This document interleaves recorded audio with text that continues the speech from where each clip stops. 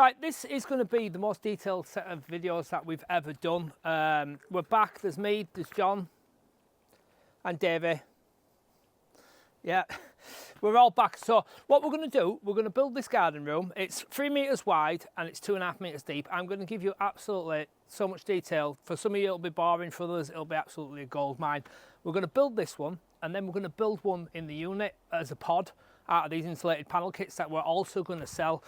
So what we're predominantly going to do on this one is give you as much detail as possible. We're going to do 2 videos, so we're going to do one for YouTube, like a basic one, yeah, and then we're going to do a more detailed one. So when you buy a build pack, you will be given a code to access the detailed video as well.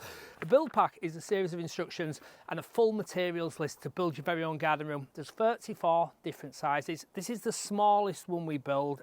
We haven't chosen the smallest one. I wanted to build bigger, but the customer wanted a 3 meter by 2.5 because she didn't want it to encroach on that part of the garden. So this is what we're building.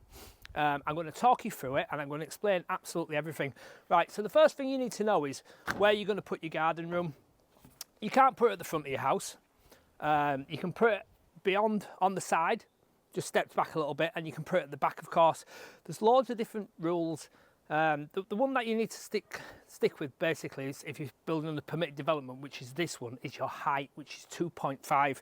Now the rules state the building cannot be more than 2.5 higher than the land directly adjacent to it. So you can see this land slopes here. Now John's already put a laser on this, on the staff, so this is the highest point. This point here will be the highest point of land adjacent to the building. So he's set his staff on there and he's gone over here. Where is it? Is that there, John? Yeah. And that's actually how far this ground is out of level. It's 200 and what? 203 mil. 203 mil, exactly. So you're just talking slightly over 8 inches there. Now, the issue with this is, right, so we're going to exaggerate it, right? So let's say your land is like that. So yeah, we've got a slope, it's not as bad as that. But what we're going to do now, we're going to build the garden room like that. That point of land there is where the 2.5 is taken from. It's the highest point of land adjacent to the building. Yeah, so when the building inspector comes out, if he does, if somebody calls the council, which I think they're going on this one, because they've got going to say 15-foot drop over that wall at least. So let's say their wall is there and it goes right down there like that, and then their house is there. So obviously that's going to look quite tall there, but it is what it is. We've got permission to build this because it's permitted development. So 2.5. So our ground isn't quite as sloped as that. We're probably more like that. Right. So that's your 2.5. You have to stick to that or stick under it. We will be slightly under it to satisfy the council. Right. Bases. So you've got 3 options with your base. You can have a concrete pad, right? So a lot of people say you've got to have a concrete pad. It's the best kind of foundation, this, that and the other. Yeah, it's good. It is good. If I had a flat area of land, completely flat, I would probably go concrete pad myself. You can go ground screws. Now, ground screws are expensive, and you need to be careful with the ground screw people, because I know for a fact, I did speak to one a few years ago, and I said to him, I went, you're only putting ground screws so far apart, so you're going to need bigger timber, which is going to make your building taller. And he went, don't worry about it, it's his customer doesn't know, just bang them in and off you go. So be careful about that if you're going to go for ground screws. Or you can go for the threaded bar. Right, so it's a metre long, it's M24, so that means it's 24 millimetres diameter. Yeah. It is galvanised as well, and what we do, we trap 100 by 100, so it's 100 by 100 by 10 mil steel plate washer in between 2 nuts. That then goes in a hole that we're going to dig in the ground. It gets concreted in, and then we wind these nuts down. We put a special fabricated shoe on there, which then takes the base. But we'll talk about the shoes tomorrow when they arrive, because they've not arrived yet. So basically what happens is we will dig a series of holes in the ground like that. Yeah, they will be 600 deep, won't they, John? Yeah. Approximately 200 wide. Yeah, and then the threaded bar will go in there like that. The washer will sit there like that. You've got a nut there and a nut there to trap the washer. The idea behind the washer is that when this concrete goes in like that, then the weight of the building doesn't drive the rod through the concrete, because you've then got this washer plate there, which will stop that from happening. So like I said, 600 deep, 200 wide, approximately. And in this particular one, there'll be 17 rods. So we're going to show you setting out the string line in a minute, but basically the shape of this garden goes like that. Again, I'm going to exaggerate it. So it goes like that. Right, so that's the shape of the garden. So that's the garden room there. I'm going to show you how far we're going to come off that wall. We're going to keep it square, so there's going to be a void there, and we're going to keep that point tight to there. But what we're going to do, we're going to string it out first, and then I'm going to show you where we're going to put our concrete piles. Right, so we pinned it out with some ground pins. I'm going to explain where we put them, why we put them. 20 quid for a set of 10, I think, want them from Tool Station John, something like that. They're just an iron bar. Drive it into the ground, push it down. You can put your line on it, and then you can set your base out. Right, so we're going to talk about that now. So what we've done at the back here, we have overstretched our 3 metres. Right, so what we're going to do, we're going to keep 400 millimetres off that wall. That will give clearance for the building. We can get in to still erect the building. You could build it tighter, but what we need to do is we're going to get in to erect it, we're going to get in to clad it, and then the customer's going to be able to get in to cut these bushes back at a later date as well. And also, don't forget, when you're putting your back on, or whichever elevation your gutter's on, you're going to have your gutter, which is overhanging as well, but we'll talk about that later, and the distance you're going to need for your gutter, because what you don't want is your gutter to hang over your boundary line, because you're going to fall foul with your neighbours then as well. So string line, again, 3 or 4 quid from Tool Station. We put our rods in, so don't forget our rods, you need to pull these lines tight. Our rods are 400 off that back wall, so that is going to be our reference point now. That will be where we will square our building off. So you can see that I've got a string line in. Yeah, it's approximately 400 off that wall. And what we're going to do now, we're going to talk about this point here. So David, you stand back there. Right, you can see this corner, as I said before, it's running like that. It's not a right angle corner. So what we've done, we've come off, our building is 2.5 metres deep. So we've put this stake in here, which is 3 metres. So what we did, we put that there. This is the front of our building. So the back line, that is what we're referencing off. We're referencing off the back wall. So what we did, we've got this foldable square. Again, it's about 20, 25 quid from Tool Station. And we put our line. John's now eyeing down. I've got my pocket on there now. Yeah, John's eyeing down and he's make sure. And do you want to come over here, David, so you can see it, mate? Get right in that corner there, look. John's eyeing down so that, because we know that this line here is straight. That's our reference line. So he's eyeing down to make sure his square is dead line with that. And then he's eyeing down that other part of the square and make sure the string line is right with that. Correct. Yeah, which it is. So then what we're going to do then is just cut us out with it. Is tie that line round there. And that creates our first right angle. So if David goes back over there, he can see how far this wall was out of square. You see that, David? Yeah. So that's our first one. So what we did then, we measured from this line here, which is our back line, and we came out 2.5 and we've put that rod there. That pin there is 2.5 from the back line pin. So what we're going to do now is put another string line on there. John will do exactly the same thing with the square again. What you need to do is make sure your string line isn't sat on top of the other string line, because that will affect it. It needs to be just floating, either above or below it, whichever you prefer. So John will do exactly the same now. What we've done, we've measured 3 metres from that sideline, which is this point here. Yep.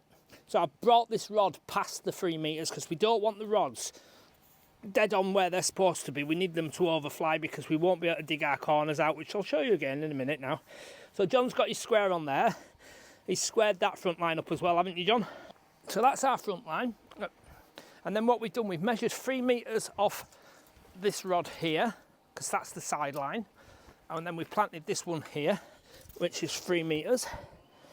So again, I've kept my line above the other line. John's going to put his square on there and just make sure that we are still a right angle. And we've now got 4 right angles, which means we're square. So that basically now is our 3 metres wide, 2.5 metres deep, and that will be the base. So what we will do now is we will set up for digging our holes. So we have our back line, then we did our side line, then we did our front line, and then we did our other side line. And that is 3 metres and that is 2.5. Right, so what we're going to do now is a series of piles. So we're going to come off 200 from there, 200 from there. This is all in the build pack. 200 from there, 200 from there, 200 from there, and 200 from there. And that one as well, missed that one. And then we'll put 1 in the centre there, 1 in the centre there, missed that one as well. So we'll have 4 on the back, we'll have 4 on the front, and then what we'll do then, when we've dug them, we will then pull a line through. We've not pulled it through at the moment because it just gets in the way. We'll pull a line through, and then we'll put 3 in there. So that's how many piles we're going to have to support the base. So we have 17 piles in this one, right? So what we'll do, we'll start digging them. I'm going to show you how to dig a hole as well. Now you might be thinking, dig a hole, there's not a technique to that, but there certainly is. And I'm going to show you how to get rid of the mud as well. But that's it basically. So we're going to dig them out. We're going to show you digging the holes now. Right, the rods are from Baps bolts. They're 1 metre long, they're M24, they're galvanised. What you want to do is get a nut on like that.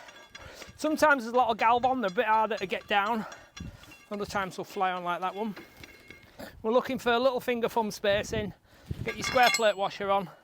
Get your bottom nut on there like that. They don't need nipping up, it's basically just to support that washer. And then when that goes in the hole and is encased in concrete, it will then stop the weight of the building pushing the rod itself straight through the concrete because you've got that square plate washer there to catch it. So that's it. M24, galvanised, metre long, Baps bolts in Leeds, and I believe they deliver nationwide. Right, so what they've done, they've took a measurement from there to there, they've put a centre line on, and they've run the string straight down the centre. So what they're going to do now, they've marked a little thing there where you're going to start out, David, look, so nobody's on the line. He's created his little place where he's going to, and then he's kicked the line to one side with his leg, just to hold it out of the way, because obviously you catch that with a shovel, it's going to pop. David's using a post-hole shovel, ideal bit of kit for this, and John's using a graft. You can see we've cut the lugs off the graft there. It used to have little lugs on there, but we cut them off so that it was like cleaner on the hole. And there's a ring on it there. John just shows you the ring on it. Just above his hand there, look. That's approximately 600, which is the depth of the hole. But you might want to measure your own graft. So John will break up the hole. He'll loosen it, and then Davey will take out the muck. You don't want to be putting too much pressure on these. They've got fiberglass handles and they can snap. So John breaks it all out and then Davey digs it out. But what he'll do right, so that's what I'm on about in our how to dig a hole. As he's driving that grafter down, you see how he's driving it with one hand. And as that grafter hits the floor, he releases his grip on it, because if you keep a tight grip of that, it like sends a shockwave up your arm and your elbow. So as it hits the ground, you want to just release your grip a little bit. Just a little bit like that, and then it just stops that shock on your arm. So there is, you know, a technique to digging a hole. What he's looking for is approximately 200mm width and 600mm depth, give or take. If you find you've hit rocky ground or hard ground like that and you're at 500, it's not the end of the world, but you do want to try and maintain a 600 depth if possible throughout. You can see the likes of these ones there. What we've done now, so when you set it out, because this customer wants it quite small, so we're going to put our rods to the inside of the line, which will make the room smaller, whereas if you put them to the outside, it'll make it fractionally bigger. What he's doing there, he's going to bell out the bottom of the hole to make the hole wider, and then what happens then when you put your square plate washer down, if your hole's not quite in line with your string line, your washer can still pop to the side, because he's going to bell it out like that at the bottom. Right, so what John's going to do now, he's going to test that his rod is in a good place, so there's nothing on the line, nothing keeping the line from being straight, and he's holding it in now, look. So what he's maturing is that he can touch his line and get plumb, like that, and fractionally touch the line, and it's not leaning over, because he obviously wants it plump when we put the timber on. Right, so the concrete guys are coming pretty rapid, so what John's going to do now, he's just got his rod in and he's got his little bolt level there. It's a magnetic one, that as it happens. And he's just checking that his rod's going to sit lovely and plumb against the string line, just fractionally on the string line, because he wants to make sure when the guys come and the pressure's on with the concrete, he's good and he's not having any issues.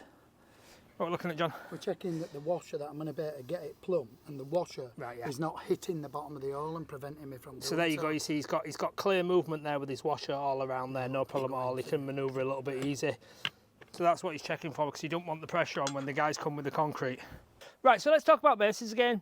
Before you make a decision on your base, you need to think about your access. So this one, if John swizz around there, he's got good access, look, coming through there. So if you wanted to get all this earth out and put in a concrete pad and get your concrete in, you've got good access on it, but don't forget, you've got to dig all this out. So you need your pad level, so you're going to have to dig down 8 inches so you can get 4 inches stone and 4 inch concrete, and then you're going to have a high spot over there. So you've got to think about that. Is that what you want to do, or do you want to get ground screws in? Now, ground screws are more expensive, but you can build off them the same day. The rod system, John and Davey have dug this out. It's 12:15 now, started about 9 o'clock, so they've dug it out in about 3 hours. No problem, it's all in. The concrete is ordered, it is here shortly. So that means we could work off this tomorrow if we wanted to. Same sort of scenario as ground screws, except this is a cheaper option. Slightly more labour intensive, yes, I agree with that, but it's millimetre perfect. Now, I know a lot of people on my group have complained that they've had ground screws fit and the tops of the ground screws aren't set level and the base isn't sitting on properly, whereas this is millimetre perfect. But that's a decision you're going to make yourself. What we're going to do now, all that earth there, so don't forget, our bottom base will be there. It will be 8 inches high there. So all that earth there, when these are concrete in tomorrow, we're going to lose back over here and level out over there. So we'll get rid of that, no problem. So that's it. Don't forget, like I said, if you're going to do a concrete base, you've got to, it's not a case of, right, yeah, I'm just going to pour some concrete on there. You've got to dig it down. You've got to put some stone in. You've got to whack the stone. You've got to put a sand binding on. You've got to put a damp-proof membrane on. Then you've got to shutter it. Then you've got to get the concrete in. And it's starting to cost you a lot of money and a lot of labour. So this is the options. The build pack gives you quantities to mix your own concrete, which is cheaper than what we're doing here, but this is more convenient and certainly less labour intensive. These guys mix it on site for you, they barrow it, although Davey's going to barrow that as well. They barrow it as well, and you pay for what you use, but I know there's a minimum order on a cube on here. We're not going to use anywhere near a cube. Hopefully I'll be able to tell you how much we've used at the end, but we're not using anywhere near a cube. We'll make a nice wet mix. Like I said, so the build pack does show you the quantities that you'll want if you want to mix it yourself, but if you can get these guys in, it's a lot easier. Right, we've used quite a wet mix there. What he's done, he's got them in, they're relatively plumb. And what he'll do when, you know, because the pressure's on the concrete's here, but when the concrete guys go, he will straighten them up more and we'll wash them off as well. You can see he's using his boat level there to plumb it. I'll show you them on the line. They're just on the string line, look, you see it's just fractionally, just off, ever so slightly. You don't want any of them touching, because if they do touch, then they're going to hold one off. But you can see how wet this is.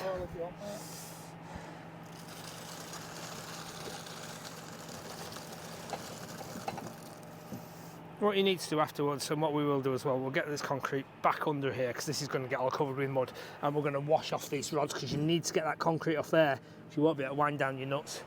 So he's going to fill the hole now. Right, because it's wet enough now. What John's going to do then, he's going to drive the rod up and down, which will ensure there's concrete under the square plate washer then. So you'll see what he'll do now, he'll jab it up and down a bit, make sure there's loads of concrete under it, and then he's getting it somewhere near him. He might have to wiggle the bottom and get the bottom across. Right, so that's the volume we've used there, which is 1/3 of a cube. Well, like I say, you've got to pay for a cube, so it is what it is, but look, it's done. They're off, we'll get cleaned up, and then the rods are concreted in then. Right, so John's going to go around now and he's going to re-level them all. You see there, look, he's got his boat level. Like I said, it's a magnetic level, so it's stuck to the rod. And he's made sure it's plumb both ways.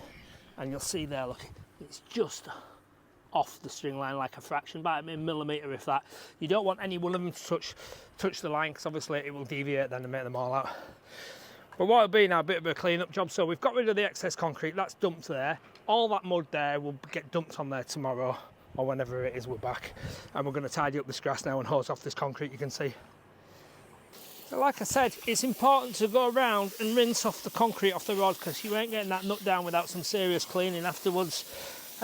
Previously people have wrapped cling foil around them, around gaffer tape and all kinds of stuff. But literally, it's a 2-minute job with hose pipe, and you're going to have hose pipe out anyway to clean up, so crazy not to do it.